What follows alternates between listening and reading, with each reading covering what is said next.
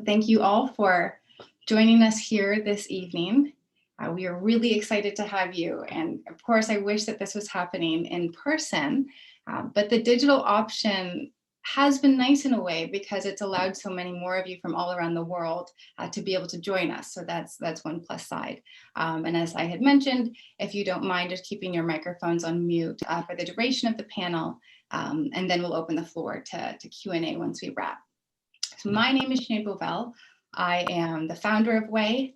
We are a tech education company and we prepare youth and businesses for the future of work and life with advanced technologies. And usually at WAYE Talks, we dive into technologies and algorithms of the future and we uncover how they're going to impact our lives. But in today's WAYE Talk, we're examining a different part of the process, the people and the organizational structures of the companies that are leading us into the future.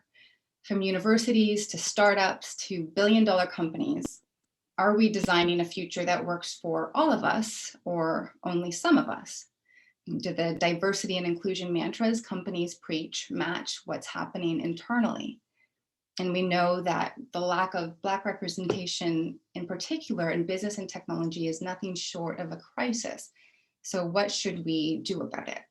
And I can think of no better people to have this conversation with than tonight's panelists. So I'm going to give them a quick intro and then we'll dive right in. So we have Desmond Dickerson. He is an innovation consultant and thought leader at Cognizant Center for the Future of Work. His research focuses on the human impact of decisions related to technology development and deployment with a focus on AI, robotics, and automation. He has a Bachelor of Business Administration from Georgia State and an MBA from Georgia Institute of Technology. Then we have Jason Crain. He is the Chief Revenue Officer of one of the fastest growing vegan restaurants in America, Slutty Vegan. Prior to this, Jason founded and sold a computer vision startup to Amazon, where he went on to build products and processes for Amazon mobile application and visual search and augmented reality. He has worked at other big tech companies, including Google and Shazam. He received an BBA from Morehouse and an MBA from Kellogg. And we have Yvonne, finally, Yvonne Bajela. She is the founding member and principal at Impact X Capital, a UK-based venture capital fund founded to invest in companies led by underrepresented entrepreneurs. Over the last 5 years, Yvonne has invested over £200 million in various startups across Europe, the Middle East, and Africa. In 2020, she was recognized in Forbes 30 Under 30 list, and her resume includes names such as Goldman Sachs, the University of Oxford, the World Bank Group, and a CFA, just to list a few. So thank you so much for joining us tonight. You are the definition of Black leadership. So let's dive in. And so my first question is for you, Jason. And I want to dive into big tech. So companies like Google and Facebook, for example, the big tech giants, have terrible diversity statistics as it relates to Black employees. For example, only 2.5% of Google's workforce is Black, but they often blame the lack of diversity on the pipeline, that there aren't enough qualified Black candidates in the pipeline, which I disagree with. But Black employees who have worked at these companies have said it's more about the culture once employees are hired. So my first question for you is, as it relates to the pipeline, did you notice a difference in the ways in which big tech recruited students when you were at Morehouse, which is a historically Black college, compared to when you were at Kellogg doing your MBA? Was there a different big tech presence on campus? So can you guys hear me? Mm-hmm. Awesome. First, thank you for allowing me to be here. I'm very excited to be speaking with you and to be on the panel with such esteemed companions. Thank you very much for the opportunity. So, you know, when we talk about big tech, I was blessed to have Google be my first job out of college. And I say it that way because I think Google taught me a lot about how to do business the right way. It really set a benchmark from the team that I had to the processes that were in place, et cetera. One thing I do think they did well was how they tried to engage HBCUs, specifically Morehouse and the Atlanta University Center, which is where I attended. And I think they did it right because they tapped into us. They tapped into the alumni, and they didn't just do it in a way that said, okay, well, I want you to go and just kind of represent us and kind of be this puppet to this company. It was more so like not only do they ask them to represent them, but they gave me a budget to do it with. They allowed us to create programs, and one in particular was one I guess result of that time was I got Google to sponsor homecoming at Morehouse. They wrote six-figure checks. They were able to create this HBCU Teacher and Faculty Summit where they went in and said, you know, what do you guys need? They brought in and flew in staff and professors from HBCUs all over the country into their headquarters, and we got to sit down at the table and talk. And from those summits, there were programs that put Google employees into classrooms, and a lot of things unfolded. So I do think that Google was one of the pioneers in terms of really speaking to HBCUs in a way that both benefited them, but also created real pipelines. Every tech company was not that fast and was not that flexible in how they recruited. At Kellogg, those companies, at least for my program, were pretty much non-existent. So it was actually a very big difference. I felt like at Morehouse, if you were doing well at Morehouse, there were options in terms of where you decided to interview, where you decided to go after college. And so for me, I had thought that I was going to be this banker, this investment banker. I was headed to Wall Street, and my ass couldn't get an internship. And it was literally after failing an internship interview that I was told about a Google interview opportunity. I went immediately to the career fair, and still in my suit and tie from my Morgan Stanley interview, met the person that ended up hiring me, and that set my career off in technology. And so, I think that there are options, and at Morehouse they create those options. But at Kellogg they weren't present.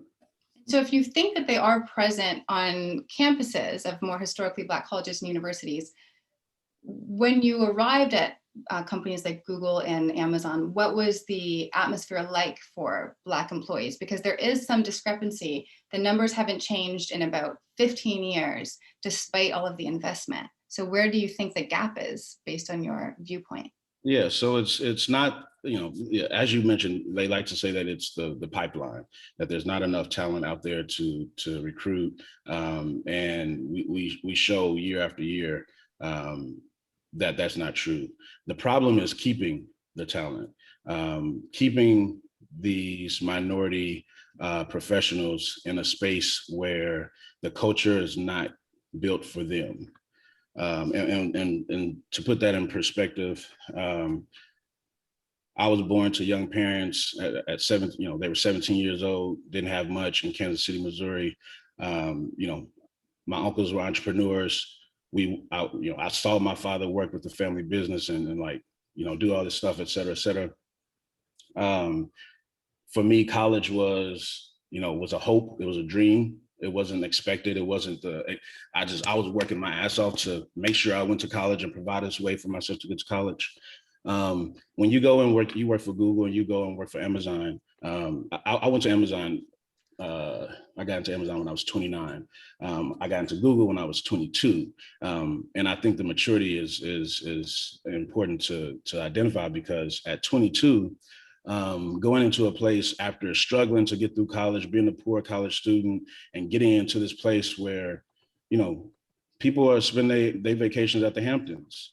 They're going to to catch in Chelsea markets for dinner. They're going to they're talking about their vacations and ski resorts around the world. Their lifestyles are very, very different. And I'm not saying, you know, and I think that's for anybody, even if it's not about economic status, right? If it's, you know, from the music that that they may talk about in groups. I was, for example, when I was at Google, well, two things. When I was at Google, I remember pulling my boss to the side. You know, I'm trying to really do a good job. I'm asking, say, hey, Ryan, you know, I noticed that you're really good with people. Like everybody knows you, you know everybody. Like I really am trying to lean into that. But I'm having a hard time remembering people's names. And I feel like shit because every time I'm walking down the hallway, people are saying, hey, Jason, how's it going, Jason? They're calling me out by name and I don't remember their names. I know my memory is not that great. But it was at that moment when he started laughing. He started laughing as I was talking and I got it. I was like, oh, I'm the only Black man in here. There is no other Jasons. Not, at least not that look like me. And I think that, you know, the recognition of that, both from like a numbers perspective, but also just culturally, and then culture can mean so many other things. It's not a you know, it's not a fit. Most of I worked on a team of 15 women, and the only other male was my boss. Most of them had went to certain types of schools that had grew up in certain types of areas. And just the expectation of life was different. And I think that's very, very tough to navigate as a young person when you're just trying to do the best job you can do professionally. But if you can't go to the bar and have a drink with the people you work with, you're not going to last very long.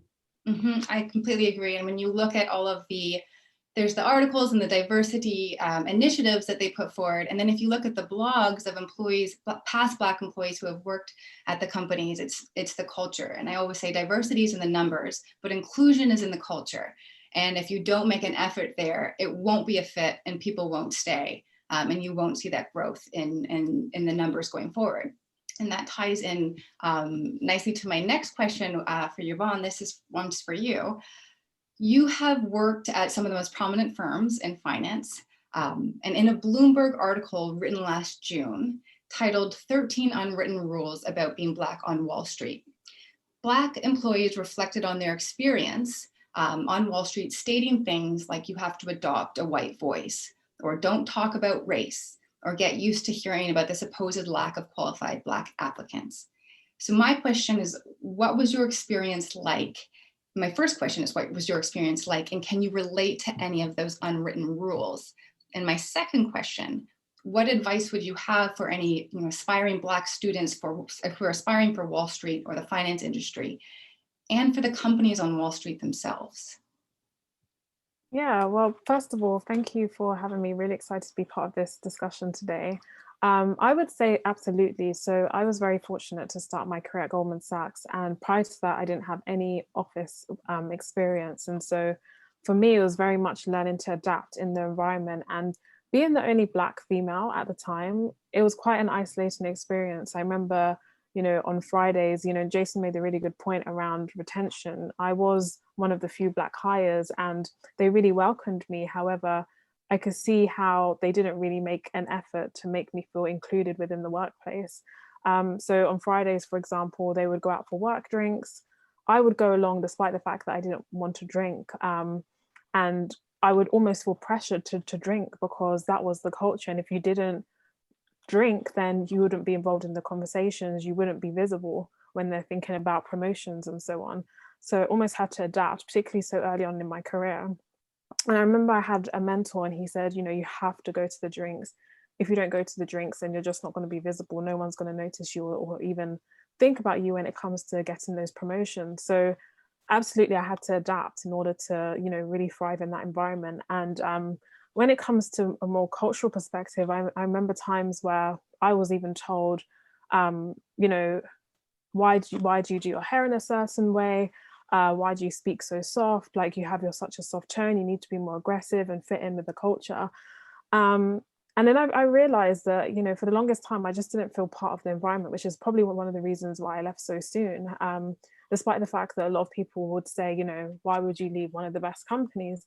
I just didn't feel as if I belonged. And I had to almost change who I am in order to fit in and feel as if I was going to progress within my career. And that's something that I found really difficult. I think a lot of companies have evolved in that they're now taking more efforts to try and create an inclusive culture. However, back then, it really wasn't on the agenda of many companies. It was really just getting the Black talent in, and retention was a major issue. And actually all the intake of Black individuals that came in my year have all left now. And I think that just really highlights the issue that there is when it comes to, you know, inclusion and actually having to adapt in order to survive in the workplace. But like I said, I think things have really moved on. I think now there's definitely more conversations about trying to make workplaces and environments more inclusive. And I think that, you know, looking back, I did have to adjust quite a lot. So to answer your question specifically, however, what advice I would give to younger people, like younger generation who are just starting out in their careers, is don't be afraid to show up as your full self and just have that confidence. I think that if there's anything that you're uncomfortable with, you know, certain comments that were made to me, now I feel as if there are protocols in place where you can report such comments, or if you don't feel comfortable in the workplace or you feel as if things can improve, there's, you know, various networks within firms in order to do that as well. And don't let your experience at a particular workplace knock you as well. I mean, now when people tell me that I am, you know, soft-spoken and, you know, I need to be more aggressive, like in the industry that I work in today, it actually works in my favor. And I see it as my superpower, because as a venture capitalist, like being empathetic, being able to, you know, really relate and speak to entrepreneurs is something that's proved really valuable. However, when I was in the banking environment, it just didn't work. So don't take where you start out your career as where you're going to end. At the same time, just try and push through. And if a situation or a company where you're at is making you feel really uncomfortable, then don't be afraid to speak out, and hopefully seek out people that, you know, you can trust within the organization. That's such great advice. And it is interesting, but not surprising, to hear the similarities in experience in terms of the culture and that not being a fit. Not necessarily the numbers offhand, but once you arrive, that you feel like you have to edit a version of yourself. And even for anybody that's on the line that works in diversity and inclusion at your organization, being really intentional about the events that you hold and the topic and the subject matter, that they in themselves, even though they seem more informal, that they aren't still building walls or reinforcing existing historical power imbalances or in separations. So my third question is for you, Desmond. You completed your MBA at Georgia Institute of Technology, which produces several significant leaders in the business and technology space. What was your experience like as it relates to learning about race and racism and institutionalized bias in business, and the responsibility future leaders have to their organizations and to society to combat these historical power imbalances? Did you learn anything about that at one of the most prestigious business and tech schools in the country? Thanks for having me. I'm in the presence of some very talented folks. I appreciate that. To get to the question there, in my experience, no, that wasn't a part of the curriculum. It's been a number of years now since I graduated from the program. So I don't know if it's been added into the curriculum since then. I feel like that was definitely a blind spot. As you are educating the future business leaders, that's a part of it. You know, leadership and culture, and as Yvonne was saying, like empathy and connecting with people and understanding, and that just wasn't there. But to the school's credit, since I've graduated, I've been back several times for, panels and conversations, and even held a workshop on just how students can kind of confront their biases and work through them to emerge as just more empathetic and understanding people, leaders, colleagues, all of those things. So it's a bright spot that I've been heartened to see that progression. But I also look at it as a situation where myself and my fellow alum, we have to continue to put the pressure on the school to make sure that they're addressing these issues, not just in specific curriculum that prepares people to be more understanding of issues related to diversity and inclusion and equity, but also from a bigger picture standpoint of how many professors do we have there that are Black or Hispanic or other underrepresented minorities?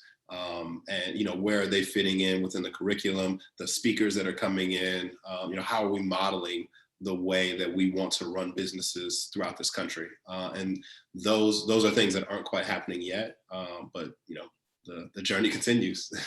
And do you think, and I think it's such a great point, and I would encourage everyone in the audience here tonight, think about your career path and where you sought training, whether that was high school, a trade, university, a PhD. Were you informed? Was it prioritized? The true issues of how the world works, what biases, how it, you know, relates to your industry and how you can improve it. I think we would have a lot of gaps when it comes to that being a serious part of the curriculum. We shouldn't just be evaluated on how to drive profit, but how to actually treat people equally, how to spot biases in data sets. So in your opinion, would you say, as you know, educational institutions are structured currently, do you think they're helping or harming race and racism dynamics in a business perspective? That's a really good and interesting question. I wouldn't say that they are not actively contributing to the crisis, but I do think they are failing to make the situation better.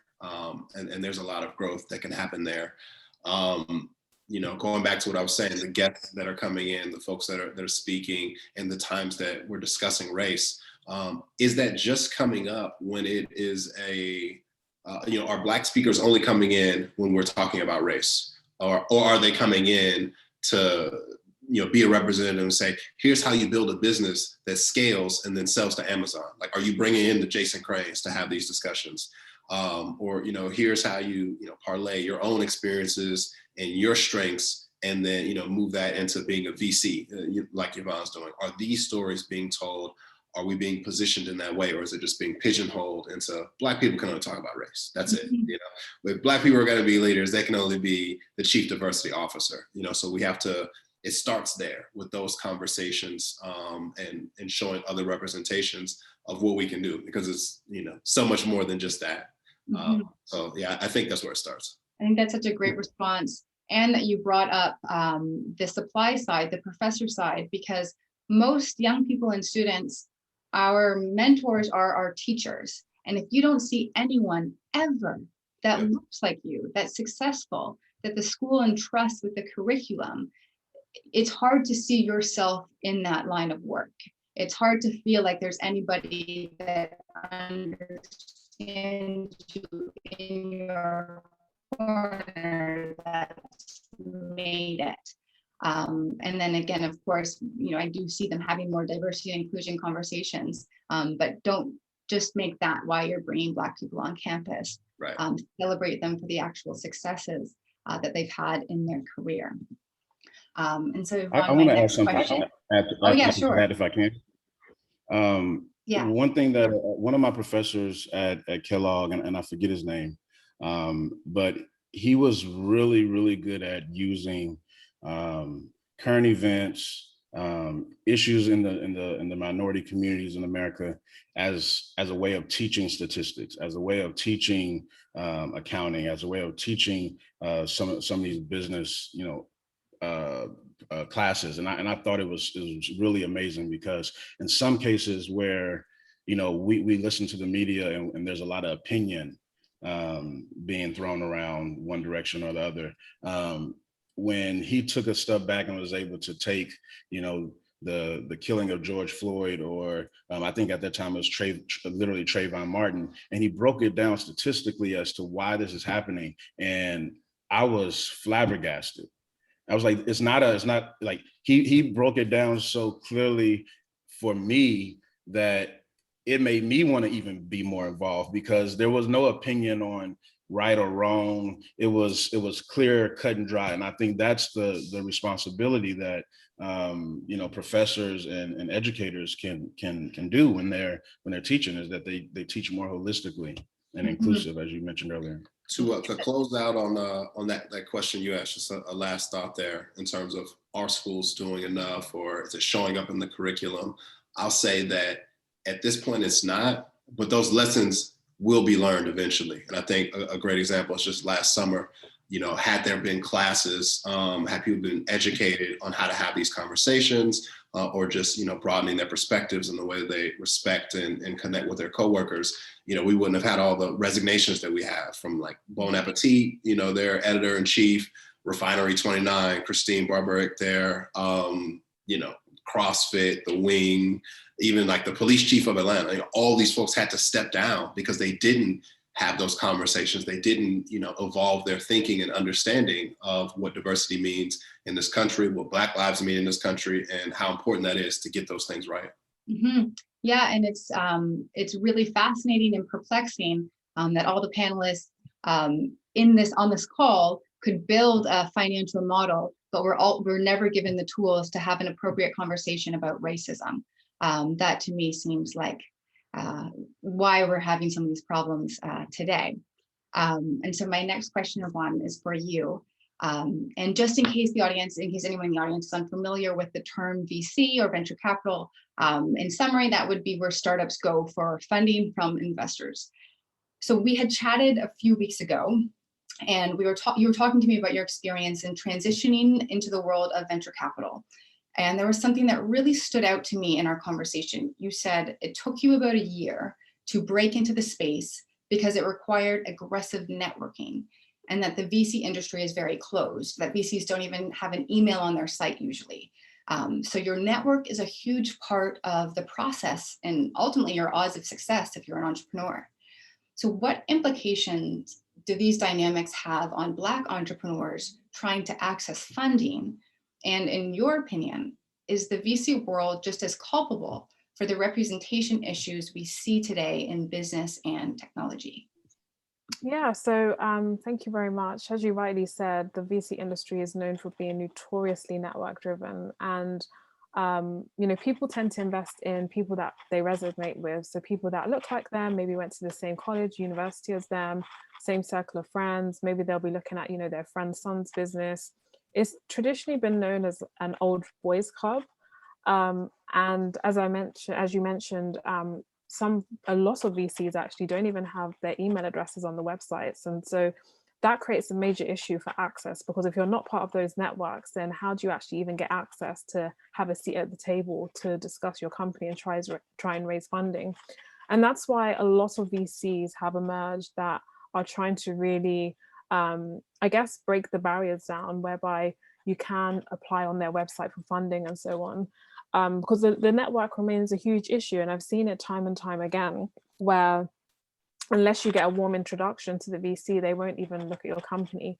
You can meet them at an event and they'll just say, like, we prefer a warm introduction. So, try and get a warm introduction to us. And they see that almost as like a sifting process to sift through the various companies that come through.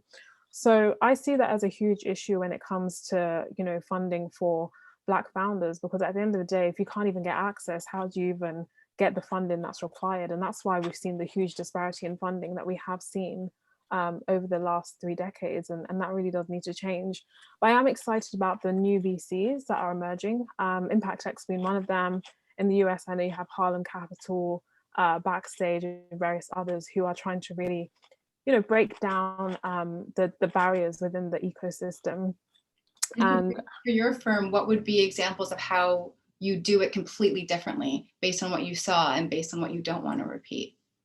Yeah, so I think what we try to do is companies can literally apply on our website, very simple form, just quick information, like what does your company do? How much are you raising? And we will ensure that we respond to every company. So some VCs, they actually do have an application form, but they won't respond to you. But we make sure that we do respond.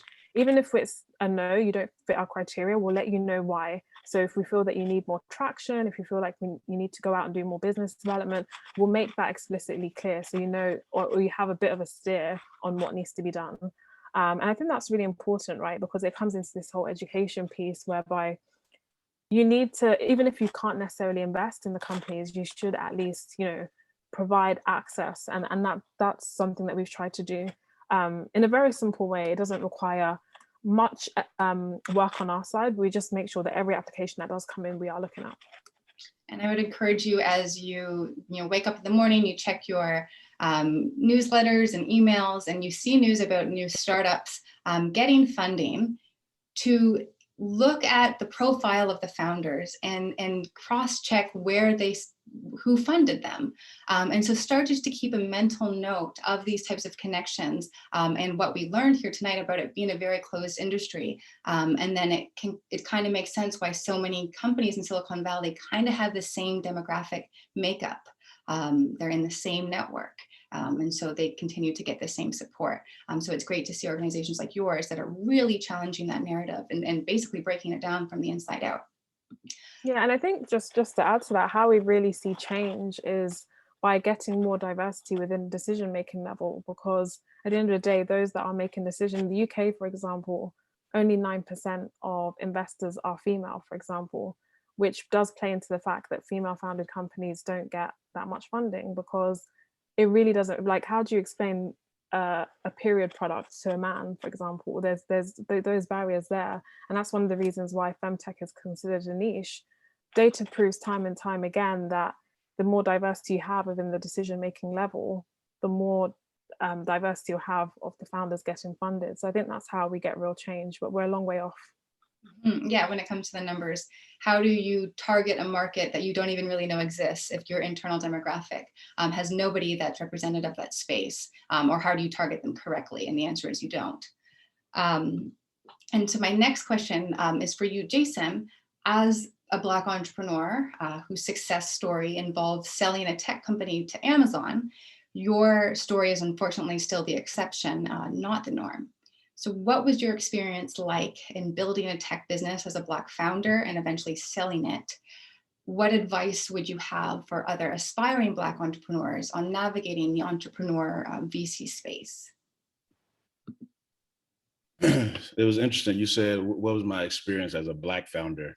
And I immediately thought, well, what was my experience as a founder, and does it matter that if I was Black? And so the immediate areas that I can think of that it actually mattered that I was Black was, one, fundraising. Two, I sold to a very niche customer base, being the repair and maintenance community. In the actual exit itself. And even after the exit, as it relates to the employment with Amazon, it mattered. When we came in for the organization that acquired us, we quadrupled their Black female representation. We doubled their, and not even doubled, we created their only Black management talent in the organization of more than 1,000 people. And so it even mattered after the acquisition, right? And so during the idea, like in the beginning, like, you're gonna have the same struggles as any entrepreneur. You're gonna need to figure out your product market fit. You're gonna need to create a product. You're gonna need to think about scale. You're gonna need to figure out how you're gonna get clients and what your go-to-market strategy is. You're gonna have to execute above all. Like, that stuff is gonna come, I don't care what color you are. But when it comes to scale, right? Like, you can only scale with capital. Even if you can build the product or build the technology and the technology is scalable, you still need capital to actually do that. And so for a lot of minority entrepreneurs that don't have access to that capital, whether it's $500,000 or $20,000, a lot of our community struggles to get that. And for us, we didn't have that. Luckily, we had corporate jobs where we were able to just kind of fund it ourselves in the beginning, but eventually we had to go and figure out how to get capital. All that to say, when it came to that fundraising, one, it took us 3 times longer than it normally would. We were told no over 150 times, and that's not an exaggeration, just to raise $2 million. And while we were able to secure institutional capital, my biggest investor was actually an entrepreneur that owned a company in the maintenance, repair, and operation space, and realized exactly how our technology could be beneficial to their company. And it was a young man in Billings, Montana, that wrote the biggest check. because he understood the problem, he understood the solution, and he was less risk averse to lead and to write a bigger check. But when it comes to institutional investors, sometimes it's difficult. If for us, we felt like we checked every box. We had product. We had some of the best tech talent. Georgia Tech, our CTO was a PhD from Georgia Tech, along with 3 or 4 other of our engineers. We had clients, we had revenue. What else do you want us to do to get to close the seed round? And it's hard to say, okay, well, this guy and this girl, and because our company was female led, my co-founder was a young Black woman, and it's hard to go into the industry that's over 150 years old and say, oh, we're bringing in this technology, and the 2 likely candidates to do it are 2 HBCU graduates that used to work at Google. Like it mattered. I had a VC. We asked us, is your team still Black? Alluding to the idea that how are you going to raise money if all your founders are Black? I've had to deal with VCs addressing me and not giving my co-founder the due respect as CEO and founder of the company in the meeting room. It mattered that we were Black. When it came down to us having to choose between taking an acquisition with Amazon or closing a round in which we were not going to get favorable terms, it mattered because even with progress, they still saw us in a position. It was a position of leverage, and I don't have to do anything. I just attended it because my boss is in it. Sorry, I've asked if all audience members can keep their audio on mute. Thank you. Yeah, so at every turn when it came to the economics, it mattered, both in selling and in the fundraising. But it also mattered in us being entrepreneurs. And it mattered in a positive way. It mattered in a strong way because we've seen this. We've been there before. We've been the only Black people in the room. We've been told no before. We've been without before. Like that. Okay, what's next, right? And that's where I think, when we were able to create a culture where I was happy to come to work every day, I was able to create a space where people like me came to work can go to work. We had to go and recruit PhDs and all these, this talent that was able to create. Our technology wasn't bought off of online. It was created. It was homegrown. We had to create IP around it. So we had to invest in the talent and invest in the people around us that could build. But it seemed to matter to everyone except for us. Yeah, and Black entrepreneurs often say that they have to work twice as hard to get just as far. That triple the amount of doors slam on their face, and you check off all of those boxes with that experience. And I just think it's so important for our allies on the line to also be aware of that. And from VC to entrepreneur to wherever you are in the process, these are the types of boundaries that we have to kick down if we do want to see more representation in the industry at large, and to make your story less of the outlier and more of the norm. And Desmond, I wanted to move into the territory of the future of work, because I know this is the space that you reside in. We are moving towards a hyper digital future, to say the least, and COVID has only accelerated us towards that. Are there any trends emerging in the future of work that you think could be particularly harmful to Black communities? And if you had to recommend a few skills for success for the future of work, what would they be? Yeah, so I would say the trend emerging that gives me the most concern right now related to technology would be surveillance, facial recognition, everything around that. So it works quite well. It's a technology that's very effective. If you use your phone to take pictures and it's able to focus in on your face, you've seen it, that this works in a number of different capacities. And it at times has up to like a 95% success rate. But that success rate is for white males, because these are the folks that are building that technology, and they're in the rooms and they're calibrating the technology on their faces with their features and their tones and their hues and hairstyles and all of that.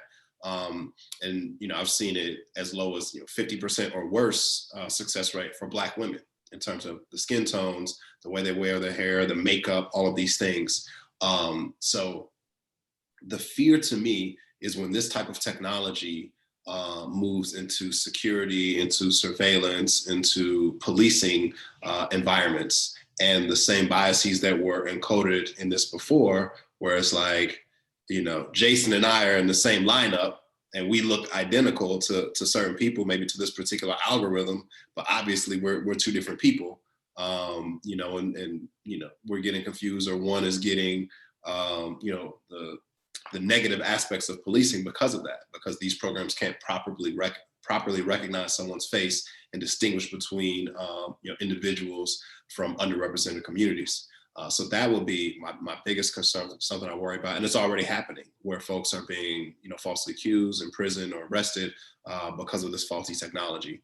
And then the next, I would say, what concerns me is, and this is more broad, kind of just the algorithms in general, and moving more and more into relying on these algorithms, whether it's for you know, healthcare outcomes or financial outcomes, or even social networking. So, you know, people are aware of, you know, there's different algorithms that are put to determine who gets a loan, or, you know, who gets a mortgage, who gets financing for their business. So without someone who's able to take a step back, be an algorithm bias auditor, and understand, okay, how is this one algorithm impacting this group in one way, this group in another way, and, you know, this group in a third way. So I think that's how you get around those concerns. You know, it's having that oversight independently, of course, so that, you know, it's not just what the business wants, but we're looking at the environment and the impact that it's causing. And then kind of beyond that, you know, beyond the finance and the healthcare, it even manifests in something that might seem like not a big deal, but, you know, we've seen time and again how on social media, on social networks, creators that are Black or creators that are, you know, Hispanic, oftentimes they don't get, the algorithm doesn't treat their content the same, you know, so they're silenced in a way. So if you're someone who is relying on social media marketing or word of mouth marketing through social networks, your business is kind of being, you know, dampened or pushed down. You're not able to reach the heights or reach the audiences that you otherwise would. So, you know, no matter the industry, no matter the way that it's being put out there, there has to be oversight, because it does have impacts on folks. And, you know, to anyone on this call who may be building that technology or working with that type of technology, I think it's incumbent on the folks behind it, the program or the product managers, or even the engineers that are building it, to not just think, oh, my tool is a tool for good. It will have negative impacts. Every tool is like that. You know, a hatchet is used to chop wood, but it could also be used to, you know, hurt someone and cut an individual. That's the similar for these digital tools.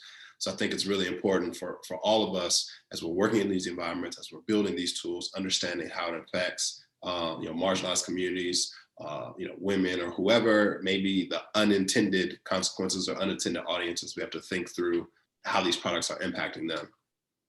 And then to move on to your second question about the skills that are important in the future of work. You know, a lot of people get concerned about, oh, robots going to take my job, or this computer program can now do the work that I was previously doing. And, you know, based on the research that I've done, the insights that my team has kind of developed and worked on, our understanding is this, you know, machines and robots are coming for jobs. That's going to happen. But more and more, it's going to be the jobs that machines are good at, which is, you know, mathematical calculations, rote or routine work. So what we have to do is double down on being human. And to, you know, we kind of keep going back to this point, but as Yvonne was saying earlier, double down on being empathetic, on being understanding, on how do you coach people? You know, how do you connect people? How do you care for people? Kind of those 3 C's, and thinking a lot of what your skill set is and how it can kind of relate to that. And then to be more focused about it, I would say that no matter where you go in your career, writing skills is something that's always going to have a ton of value, and being able to write, quickly, write in a way that you can convey an idea in a very clear manner, no matter who the audience is, and write to explain or write to add new knowledge. And I think everything that goes into writing well are skills that you need along the way. So in order to write a good blog post, write a good article or a book, you have to do a ton of research. So those research skills, that's always going to help you to kind of bounce around. You have to have observational skills to understand what problems people are facing, what trends are emerging, and what matters to your audience. So these are kind of those observational, those market research skills. And then, kind of when you get to the pinnacle of it, the actual writing aspect, you need to, just understand what fits, what to put in, what to cut out, how to weave your narrative. And that kind of leads more into like the judgmental skills of like having good business judgment of how to approach a problem, how to approach a challenge. So I would say that, focus on the writing and then kind of everything that entails. Yeah, I think that there were so many great pieces of advice that you had brought up. And I want to connect the dots in some areas when we talked about some of the problems in VC, for example, or the firms that continuously turn Jason away despite checking all of the boxes. When that firm deploys artificial intelligence to make the decisions based on the data, the historical data of that firm, it's going to continue to reinforce those historical biases. And at this point, it could be even more dangerous because the firm says, an algorithm did it. It's neutral. There was no human subjective judgment. But it's going to use the data where all of those societal biases and historical power imbalances are embedded. And so that's why it is really critical when we talk about changing who's in the room, when we're coding this future, when we're making these business decisions, that it is diverse, because there are real lifelong consequences if we don't change that now, and we don't change who's coding these algorithms. And who are in these decision-making rooms. So thank you for sharing that. And my next question is for all of you. So when it comes to discussing issues of diversity and inclusion or racism, those topics at work, especially in companies where there's few Black employees, how have you navigated those waters? Because that's a question that I get a lot. I don't know how to bring it up at work, and whether that's issues that are happening in the media that you want your work to empathize with, or it's issues that are happening internally. How do you go about bringing those types of issues up? I'll jump in first. I think, honestly, this is always a difficult decision. I don't think there's any one way to do it. It's based on your personality, your comfort level, and kind of reading the room of how it might be received. But ultimately, you have to do what is best for you and your mental health. If you're walking around carrying this baggage of never speaking up, then that's negatively impacting you, just as maybe a consequence to speaking up would. So I would kind of just start there with like doing what you feel most comfortable with. Aside from that, I think coalition building is very important.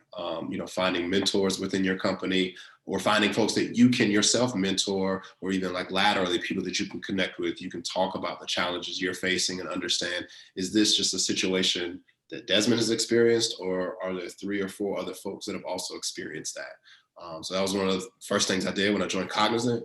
At our orientation, there were 100 new hires and 4 of us were Black.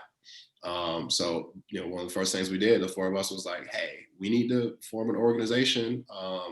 Ended up being the African American and Latino affinity group at the company, and it's continue to build and grow, and how we recruit, how we retain, and how we just build that sense of belonging within the company.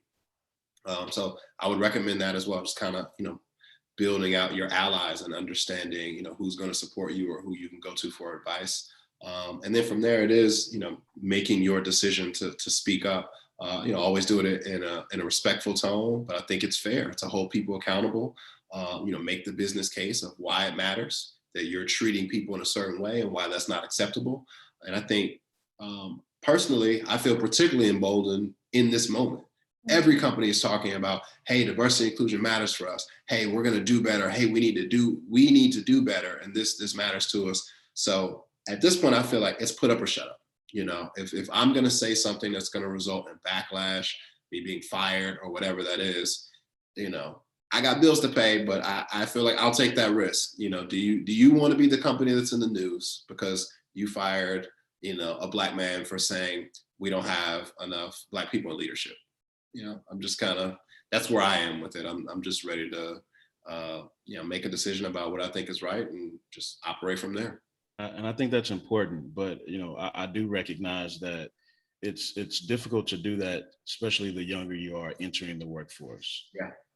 For that 22-year-old entering corporate America, sometimes the options are as limited as I'm either going to be authentic and make people uncomfortable, which can backfire because you're young and you really don't know shit about your job really yet, and so you're prone to making a mistake, and then when it happens and you've been authentic, it just doesn't. That's the cultural stuff that don't look good, right? The other option is you code switch, which a lot of us just kind of do it without knowing that we do it, is where you just kind of change faces and start talking about those experiences and those travels that I had just to join the conversation, or we start you know, reading blogs so that we can keep up with, you know, what's going on in the Lower East Side, you know, whatever the case may be, and you fit in, or you just don't do nothing and you run the risk of fading into Black. Right. And, you know, I think for me, it was to Desmond's point, it was the affinity groups that made it. It really brought a group of people together, allowed me to build trust with people that looked like me, that I knew had felt what I have been feeling every day. So I, by all means, my affinity group at Google was definitely a lifesaver. But by the time I got to Amazon, I chose with just being authentically me and saying, I'm going to make you, you're going to feel uncomfortable a little bit because I don't care. And that's it. And it's really silly to think that I had to like,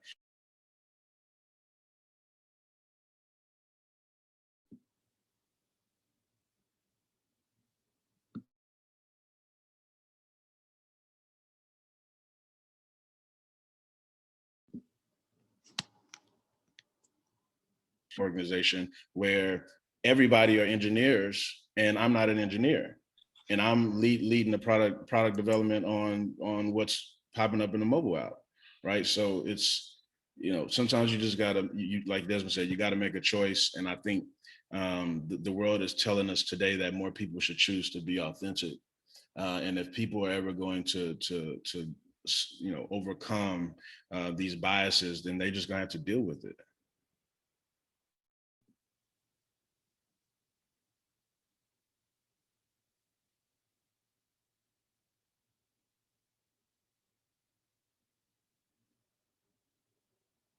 Happy about a particular situation. And I think for me, when I moved away from banking into strategy consulting, one thing that really helped was having allies that were more senior than me. They were almost sponsors. And so I could literally go to them. I knew that they were trusted advisors, share what I was going through, and they would almost fight on my behalf. And because they were in a position of seniority, their voice was almost like more respected than mine.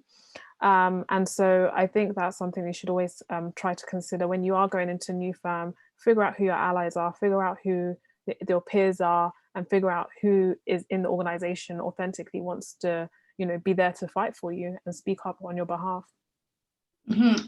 Yeah, I think you all touched on such great points. And for anybody that's on the line, the power of being able to have a coalition in your organization. So if you are somebody that leads, you know, diversity and inclusivity at your company, give that space and give those tools and that infrastructure for the Black employees or for the minority employees at your organization, because we see how powerful and how helpful they are in the process of making people feel comfortable and being able to adapt properly. And I do like how the word code switch was brought up. And I'm sorry, I know that I'm cutting out a little bit. So let me know if you can still hear me.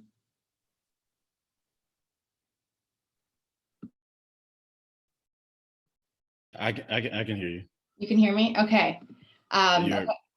Yeah, I can hear you guys. So I'm going to feed you the next question. You have to type the responses, type the questions. Yeah, if you type the questions, we can answer. Okay. Okay. So you still can't hear me? Or you can? Okay. I'm going to turn off my video for a second in case that's helpful. I think it is. Yeah. Okay. Yeah. Sorry, it just started raining here really badly, so I'm wondering if that has to do with it. Okay, so as I speak as the overarching voice.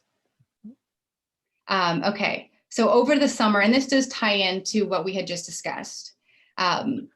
Over the summer, we did see a lot of companies stepping up and saying that they're. I think you're going to have to type the questions. We're not hearing you. In the meantime, I'm going to take a second and plug a friend's book who he writes on this topic. It's called Black Magic, What Black Leaders Learn from Trauma and Triumph. It just released this month. I just put the link in the chat. If you guys are interested more in this topic, I would check it out. Cool. Appreciate that. If we plug in books, man, I gotta plug my girl, Stacey Abrams. I just finished this last month.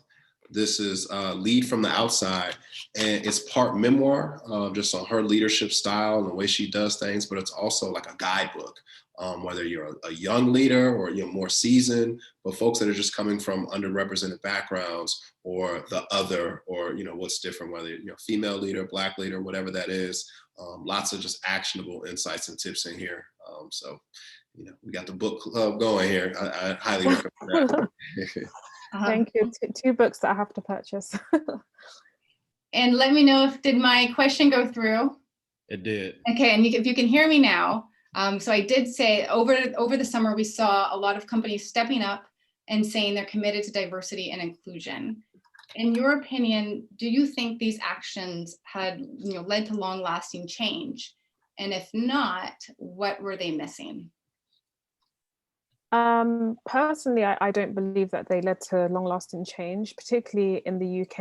I think there was a lot of talk around, we want to do more to help the community, but nothing's come out of it, in all honesty. I mean, when it comes to the venture capital ecosystem, at the end of the day, like less than 1% of funding goes to Black founders. We need more capital to go to Black founders. However, what a lot of firms have actually come out and done is actually offer office hours and mentoring. And Monique Woodard over in the US made a really great statement that Black founders are over mentored and underfunded. And I think that remains the case. Well, yes, there has been some changes, but I'm yet to see any stark changes in the ecosystem that's come as a result of that. So in short, no, I think that, a lot of it was performative. Yeah, I think we saw a lot of statements but not a lot of action. And even in some of the statements, I remember Airbnb, for example, stated, we do not tolerate race-based discrimination. And race isn't the problem. Race has never been the problem. Racism is the problem. So even in the phrasing of, your commitment to change, you fail to even call the problem what it is. So I do think, this summer we saw a lot of, slogans and hashtags, but we need to see investment and change in the organizational structure, real lasting change, not just memos. So can I say my solution spiel to all of this? Mm-hmm. It's, I think, entrepreneurship is for me the key to equality in this company. Equity and building equity. I totally America really serving a purpose. It definitely trained me, which I will never take away. It trained me how to function in this world as a professional. But equity and having equity and building your own, where you can talk about whatever you want in your venue, where you can send out any blogs that you want. You can control your own narrative. You can control what the culture of your company looks like. You know, and even with the absence of capital for a lot of entrepreneurs, you know, sometimes I admire all of the big thinkers, the ones that are trying to create these billion-dollar companies. But it's okay creating a multi-million-dollar company. It's okay, you know, creating enough wealth to take care of you and your family every year for the rest of your life. That's really good too. You know, and I'm that's not to tell people not to reach for the stars at all, but there is, like, entrepreneurship can look a lot of different ways. And I think that's even my challenge, and why my career has kind of looked all over the place, is that I built a tech company. Now, what does it mean to scale a brick and mortar? Right. That's what I personally want. That's my personal challenge. I run a business with my father, and we started with no capital, right? And so how do you not even just scale a brick and mortar, but how do you, like, come from behind and be successful? I think once we start putting ourselves in more of those shoes of around entrepreneurship, we'll get the experiences that we're begging for in the corporate space, and we'll learn. And then once we learn, we'll come back and we'll be better for it. My 2 cents. Mm-hmm. And for our final few questions, for any of our allies that are on the line tonight, what would you want them to know about your experience, and how can they continue to support the greater cause?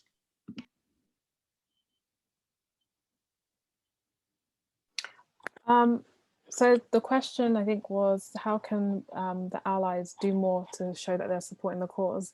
I think that where I have seen great action taken is, like, change is not going to happen overnight. And so companies need to really spend some time looking at the organization at every single level, seeing where there's gaps in representation, and actually taking almost like a data-driven approach. Like, where are the gaps? Where do we want to be within the next, 5 years? And try to work towards that. So, for example, a lot of the companies that we saw releasing their statements and so on, they still don't have representation in their leadership. And oftentimes that culture does flow through from the very top. Until we start to see those changes and companies being very open and transparent about what they want to achieve, I think that we're yet to see change. And so I think there has been a few great examples of companies that, have really, or individuals have really taken some great steps. And I always like to think of the example where, the co-founder of Reddit, he stepped down for a board and, said that we want that position to be filled by someone from, Black or minority background. That, for me, is like real change. And I think companies need to be quite bold in putting out what they want to achieve over, say, the next 5 years, and then the public being able to hold them accountable to it. So what happens when you marry a Black woman? That was Alexis Ohanian she was talking about. To build on that commentary, I think one of the most impactful things I've seen over the past year in terms of accountability and really people committing to something has been what I'm saying is called the 15% pledge. It's a young woman named Aurora James. She is a creative director and a fashion designer. She has a company called Brother Bellies. And what she has created is the 15% pledge. She's worked with Nordstrom, Macy's, Sephora, all these different companies, these massive retailers, to essentially say, hey, Black people make up about 15% of this country. So you as a business make this pledge to allocate 15% of your shelf space to Black-owned businesses or Black-led businesses. So again, they're making that commitment out loud in the public and can be held accountable for that type of thing. So I think that's a very important thing, not just in retail and fashion, but imagine if all the tech companies made that decision and said, hey, 15% of our workforce, this is what we're doing. I know that Warby Parker, they put out a statement last summer. They put their statistics out there, and they're working toward that as well. But not just in your hiring, but your promotion. does it reflect that?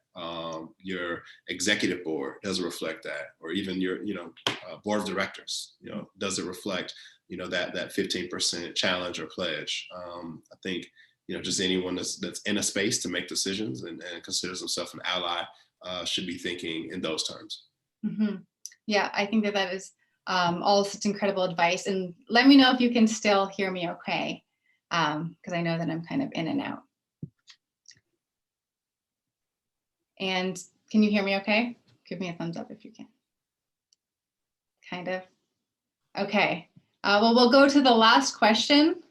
And I'll type it here as well. But in your opinion, what do you think needs to happen at a societal level, at an organizational level, at an educational level to start balancing the scales of Black representation in business and tech?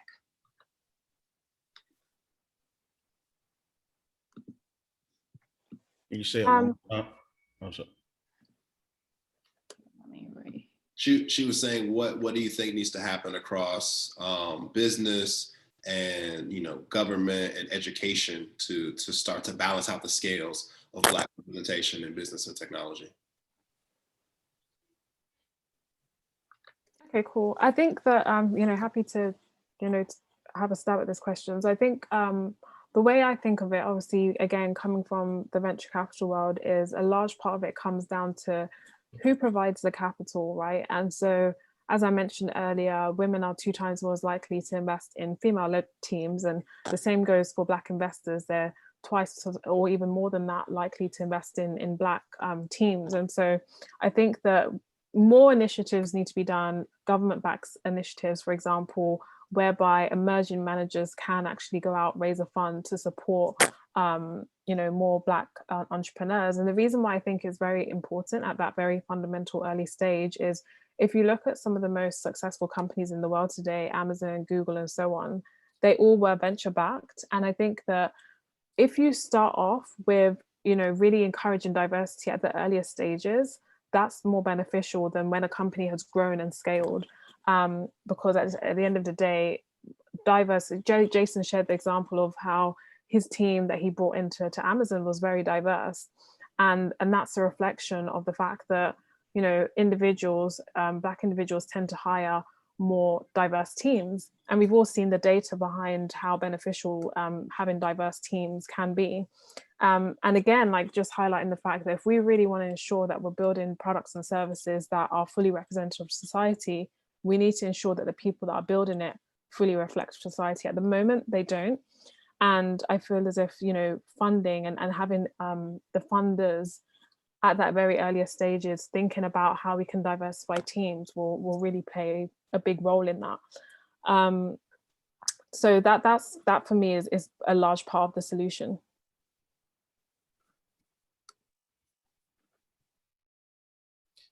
I totally agree. What I'll add to that is just like accountability for each of you that have a job.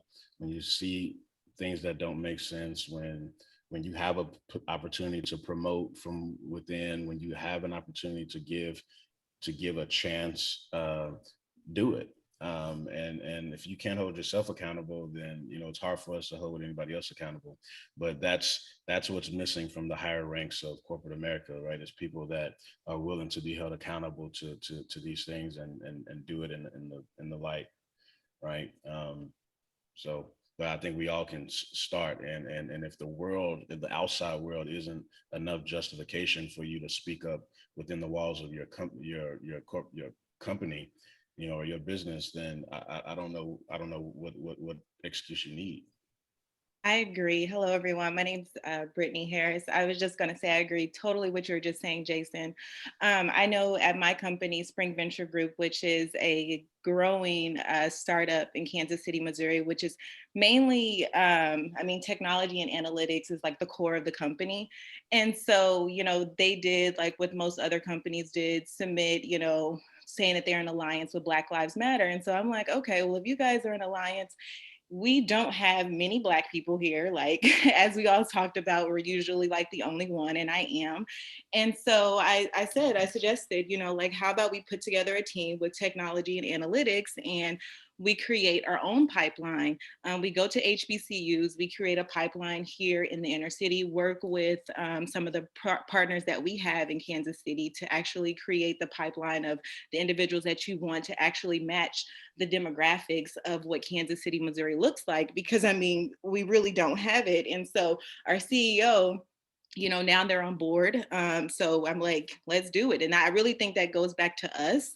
If we want that change, we really have to create it ourselves, because we have to be that. If we're talking about Black wealth and all this other stuff, we have to be that person. We may not be able to help it maybe at a macro level, but at least within, like you said, the walls of our own, what we're doing, we can do that. So I'm like, let's grow our attractiveness. I know that we have to figure out how it makes sense to the company, you know, so I had to, you know, do a whole pitch deck of what makes sense to the company and how, you know, we talked about that accountability and how technology always has those hiring point or those hiring pain points. So why not leverage that? Because typically our IT is very restrictive in their talent pool. And I mean, it's very hard to develop a lot of the talent because they always go to the same people. I mean, some people don't have all the resources as, you know, everyone else. And so if we're able to help that and alleviate that, I think that would be best. Like you said, we have to create it ourselves in the walls of the companies that we're at. So I definitely employ all of you to do that. And I think now is definitely the time that they know that Black Lives Matter, and they know that, you know, D&I, whatever it is, whatever you want to call it, we're not just Black, but whatever, it's a big topic. So I think Desmond, you said earlier, if you want to be looked at as the guy the company that fired the Black person, or the one who actually helped and is allowing that Black equity. So I just wanted to just say that you mentioned that, and I'm saying I'm doing that right now at my company. So yeah. Thank you, and thanks for that. We're going to go through questions. So if we're going to jump to questions, so if you can do your put your questions in the chat. And I'll kind of paste them through just to be cognizant of everyone's time. I would love to hear everyone's perspective, but I think we don't really have all of that capacity. So just type through your questions and I'll send them through. So go ahead, sorry. I was about to say, so the first question that came through, I find that Black people often don't get to do the diversity, equity, and inclusion work, or that they often have to do it, and for free, in addition to our day jobs. How do we get the recognition and support for doing this work when it's not our duty, or, you know, it's not our day job? So if you didn't hear, then you could see the question in the chat, and I think it's a great question. First, KC Stand Up, that's my hometown. Thank you, Brittany, because the work is needed there.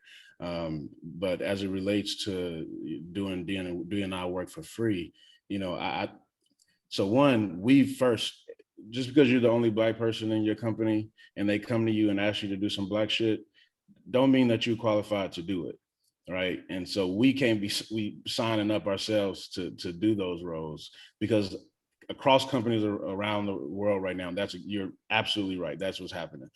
Companies are getting flustered. They need, you know, these affinity groups, they need representation. So they're going to the top Black person in their companies and saying, how do we? Well, you know, we hurting too. We've been going through the same stuff that y'all are now looking at and seeing out in the world. So, you know, first we need to go to the experts, the people that do D&I, where there's a ton of talented people doing good work and have been doing good work in the D&I space across industries for years. We need to empower those people and to come into these companies and do the work that they do best. So first thing, if you're not a D&I expert, just because you feel a certain way because of what so-and-so said at the water cooler, like, that is not your time to go and take that role, and then potentially not even do well at that role because you're not the expert either. So that's one thing I want to say. I think, you know, going back to what we keep saying, it's about that accountability, you know, and if you're being asked to do X and Y, you know, related to diversity and inclusion. Yeah, that is a funny comment, David, there about the water cooler. Ain't nobody got a water cooler no more. But, you know, if you're being asked to help with D&I. I think it's fair in that moment to have that question and ask, your the boss, the superior, whoever, how important is this? How important is this initiative? And oh, it's key to us. We need to do it for this reason. Okay, cool. Well, if it's that important, then let's remember this when the annual review comes up. Let's remember this conversation, and how do we program that into how I'm evaluated, how I'm advancing my career if I'm adding this much value, So for those of you that do, wind up doing that extra work and you're leading.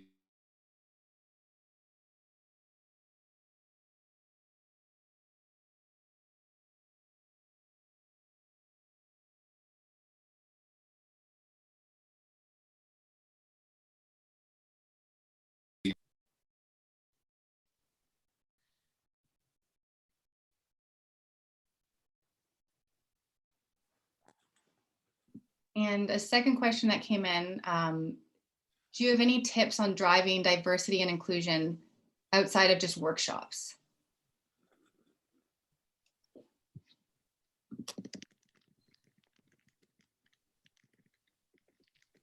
I missed that one.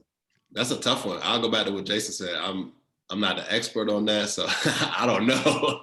I did not know. Yeah, I think what I would suggest is having a metrics-driven approach, and so that you can track progress over time. So, for example, if there is a focus on trying to bring in more diverse talent, particularly at the leadership level, where is the company today, and where do you want to see it in, say, a year's time or 2 years' time? That for me is probably the best approach, because I think that a lot of discussions that could be had, and unless you put specific targets to it, then you're not really measuring the success. But again, I'm no expert on this either, so no, I think that's just my perspective. I think it's the data. Yeah, and the work that we can do is always just speak authentically about our own experiences. You don't need to be an expert to talk about what you know, and I think that at bare minimum, you make that clear that it's your experience, and see who's willing to just have a conversation about that. And you never know that the person that does have the right platform might be influenced and encouraged to speak the words that you might not be able to. Mm-hmm. And so I know, Yvonne, it's really late for you. You're in London. So to kind of wrap this up, how can everybody follow you, support your work, your company's work? Where can people find and support you? Yeah, so I'm available, accessible on LinkedIn, Instagram, Twitter. Always get people hitting up my DMs with their pitch decks and everything. So feel free to message. Great. I just put my IG in the chat, and also available on LinkedIn.